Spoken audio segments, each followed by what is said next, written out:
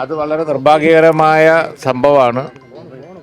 ഓരോ ഡിപ്പാർട്ട്മെൻറ്റുകളുടെ ഇപ്പോൾ ഹെൽത്ത് ഡിപ്പാർട്ട്മെൻറ്റിൽ കെട്ടിടം പൊളിഞ്ഞ് വീണത് നമ്മൾ കണ്ടു.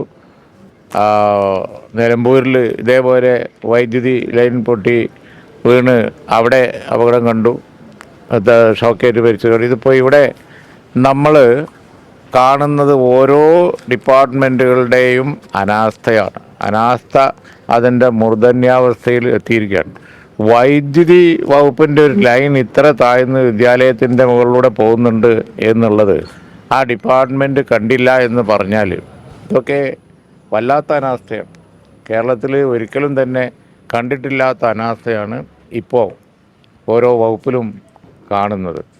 ഈ പറഞ്ഞതുപോലെ വൈദ്യവകുപ്പ്, അതുപോലെ തന്നെ ആരോഗ്യവകുപ്പ്, അതുപോലെ തന്നെ ഹയർ എഡ്യൂക്കേഷൻ, ലോവർ എഡ്യൂക്കേഷൻ, എല്ലാം വിദ്യാഭ്യാസ രംഗത്ത് എല്ലാ രംഗത്തും ഇപ്പോൾ ഈ വൈദ്യുതി വകുപ്പിൻ്റെ ഈ അനാസ്ഥ അക്ഷന്തവ്യമാണ്. ഒരു നിലക്കും നീതീകരിക്കാൻ പറ്റാത്ത ഒന്നാണ്. ഒരു സ്കൂളിൻ്റെ മുകളിൽ കമ്പി ഇത്ര താഴ്ന്നു പോകുന്നത് കണ്ടില്ല എന്ന് പറഞ്ഞാൽ അതൊക്കെ പൊതുവിലുള്ള ഗവൺമെൻറ്റിൻ്റെ ഒരു ഇന്നെഫിഷ്യൻസി തന്നെയാണ് ഇതൊക്കെ ചൂണ്ടിക്കാണിക്കുന്നത്.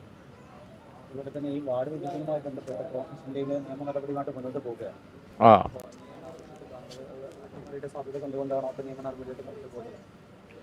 അല്ല, വാർഡ് വിഭജനത്തിൽ നിയമപരമായി ലഭ്യമായ എല്ലാ അവസരങ്ങളും UDF ഉപയോഗപ്പെടുത്തും, ലീഗും ഉപയോഗപ്പെടുത്തും. ഒരു തരത്തിലുള്ള വാർഡ് വിഭജനം ഇത്തവണ അവരെ രക്ഷിക്കാൻ പോകുന്നില്ല. UDF തകർപ്പൻ ജയം ഈ തെരഞ്ഞെടുപ്പിൽ ഉണ്ടാക്കും, യാതൊരു സംശയവും വേണ്ട. പഞ്ചായത്ത് തെരഞ്ഞെടുപ്പായാലും അസംബ്ലി തെരഞ്ഞെടുപ്പായാലും ശരി, ഈ തവണ ജനങ്ങൾ പ്രതികരിക്കും.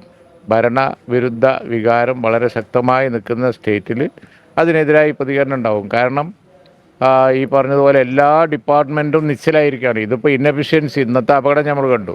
ഫണ്ട് കൊടുക്കാതെ മരവിപ്പിച്ച് കിടക്കല്ലേ എല്ലാം. ഏത് ഡിപ്പാർട്ട്മെൻറ്റാണ് ചലിക്കുന്നുള്ളത് നമ്മൾ കാണുന്നില്ലേ? ശോചനീയമായ അവസ്ഥകൾ. കോർപ്പറേഷനും പഞ്ചായത്തും ഒക്കെ വാർഡ് വിഭജിച്ച് ഇലക്ഷൻ നടത്തിയിട്ട് എന്താ കാര്യം?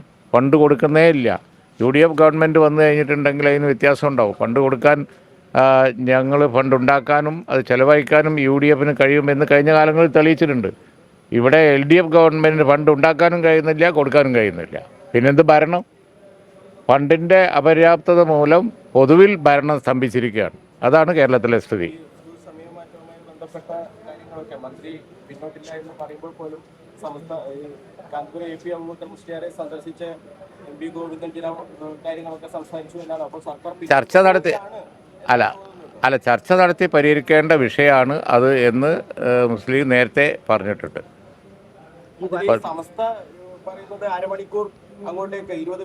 അല്ല, അതിൻ്റെ ഡീറ്റെയിൽസ് ഈ ചർച്ചയിൽ വരുമല്ലോ. ഒരു സമയമാറ്റത്തിൻ്റെ പ്രശ്നമല്ലേ ചർച്ച നടത്തി പരിഹരിക്കാവുന്നതേ ഉള്ളൂ. അപ്പോൾ ചർച്ച നടത്തി പരിഹരിക്കണം എന്നതിൽ ഞങ്ങൾ പാർട്ടി ഉറച്ചു നിൽക്കുകയാണ്. ഓക്കെ.